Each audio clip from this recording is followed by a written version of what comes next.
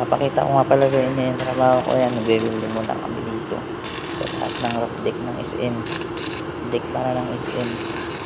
Welding kahit sobrang napakainit, kahit napakainit yan, diretso pa rin kami, walang silong maghapon. Napakahirap mag trabaho ng napakainit, di ka makakagalaw ng ayos pag napakainit. Kasama ko magwe-welding dito sa taas, tagaputol ng bakal. Welding lang yan dyan sa baba, napakataas din yan, kahit ganyan yan. Nakaharness nga pala kami dalawa dyan, kailangan. Hanggang dito na lang.